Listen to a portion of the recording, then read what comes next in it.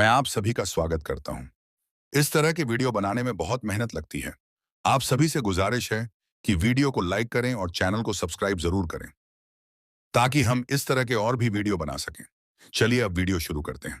दोस्तों, आज जब पाकिस्तान और भारत के बीच तनाव अपनी चरम सीमा पर पहुंच चुका है, जब दोनों देश परमाणु हथियारों सहित हर स्तर पर युद्ध की तैयारियां पूरी कर चुके हैं, ऐसे में दुनिया के मशहूर कार्टून सिम्पसन्स ने एक चौंका देने वाली भविष्यवाणी कर दी है जो सबको हैरान कर देने वाली है। इस भविष्यवाणी में न सिर्फ भारत पाक युद्ध की झलक दिखाई गई है, बल्कि यह भी बताया गया है कि अगर यह युद्ध शुरू हुआ तो अंजाम क्या होगा, कौन जीतेगा, कौन हारेगा और क्या वाकई कोई देश दुनिया के नक्शे से मिट जाएगा। यह सब कुछ उस एक कड़ी में दिखाया गया है जिसे देखकर इंसान कांप उठता है। तो हम आपसे गुजारिश करते हैं कि पूरे तथ्यों को समझने के लिए वीडियो को शुरू से अंत तक खुद जरूर देखिएगा और अपने परिवार तथा दोस्तों के साथ भी शेयर कीजिएगा, क्योंकि जो आप आज सुनने जा रहे हैं वो सिर्फ एक कार्टून की कहानी नहीं, बल्कि संभावित भविष्य का डरावना दृश्य है। प्यारे दोस्तों, सिम्पसन्स कार्टून को दुनिया में एक मनोरंजक शो के तौर पर जाना जाता है, लेकिन इसकी हैरान कर देने वाली बात यह है कि इस कार्टून ने अतीत में कई ऐसी भविष्यवाणियां की हैं जो बाद में सच साबित हुई। और यही वजह है कि जब यह कार्टून कोई नई बात दिखाता है तो दुनिया इसे मजाक नहीं समझती, बल्कि एक खतरे की घंटी समझती है।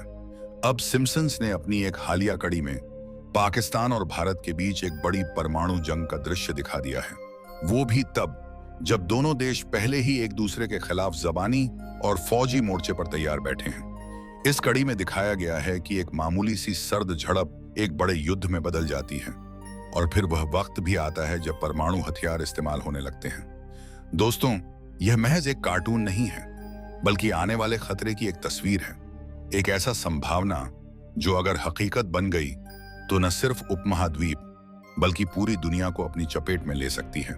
इस कड़ी में दिखाया गया है कि एक आम दिन की तरह सब कुछ सामान्य चल रहा होता है, लेकिन अचानक एक सर्द घटना, जैसे कि एलओसी पर फायरिंग या किसी फौजी काफिले पर हमला, दोनों देशों को आमने सामने खड़ा कर देती है।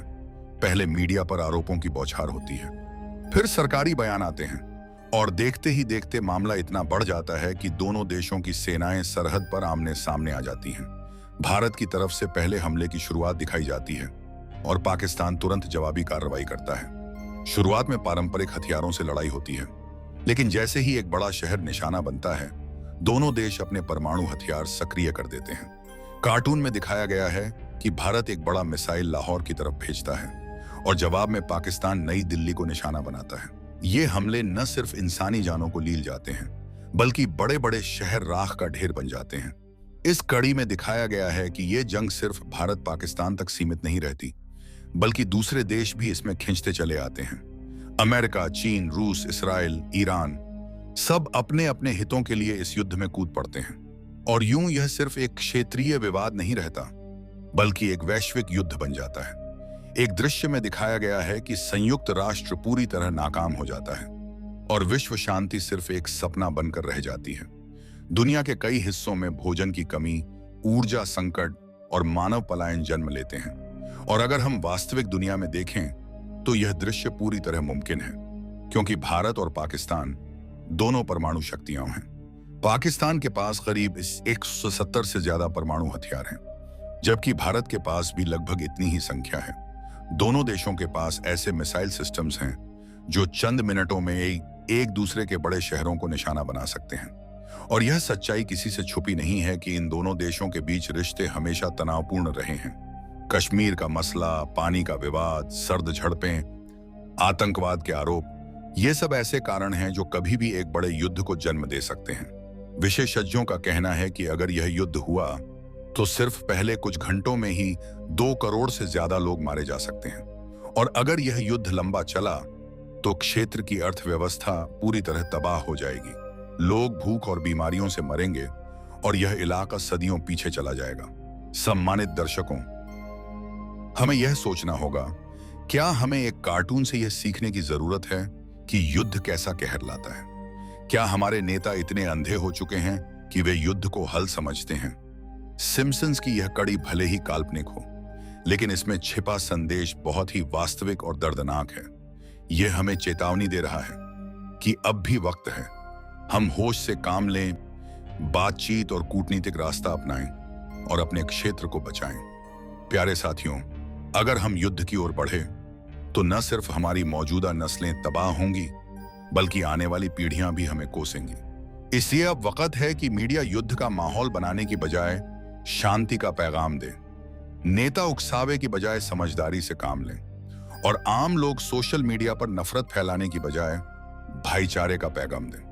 क्योंकि अगर युद्ध हुआ तो कोई नहीं बचेगा, न मुसलमान, न हिंदू, न अमीर, न गरीब। और साथियों, एक अंतर्राष्ट्रीय सुरक्षा अनुसंधान संस्थान की हालिया रिपोर्ट के अनुसार अगर भारत और पाकिस्तान के बीच परमाणु युद्ध होता है तो यह सिर्फ इन दोनों देशों की तबाही तक सीमित नहीं रहेगा, बल्कि पूरी दुनिया इससे प्रभावित होगी। इस रिपोर्ट में स्पष्ट किया गया है कि इस युद्ध के बाद सबसे पहली और तुरंत आने वाली तब्दीली दुनिया के मौसम में होगी। परमाणु विस्फोटों से उठने वाला धुआं और गर्द जब वातावरण में जाएगा तो सूरज की रोशनी धरती तक सही ढंग से नहीं पहुंच पाएगी, जिससे वैश्विक तापमान में अचानक कई डिग्री की गिरावट आएगी। कृषि विशेषज्ञों का कहना है कि इसके नतीजे में दुनिया भर की फसलें तबाह हो जाएंगी, क्योंकि रोशनी और गर्मी दोनों ही जमीन की उपजाऊ शक्ति के लिए बेहद जरूरी हैं। इस कमी को विज्ञान की भाषा में न्यूक्लियर विंटर यानी परमाणु सर्दी कहा जाता है, जो जमीन पर महीनों या यहां तक कि सालों तक रह सकती है। साथ ही वैश्विक अर्थव्यवस्था पर भी इस युद्ध के बेहद भयानक असर होंगे। भारत और पाकिस्तान ऐसे क्षेत्र में स्थित हैं जहां से दुनिया का एक बड़ा व्यापारिक रास्ता यानी हिंद महासागर गुजरता है।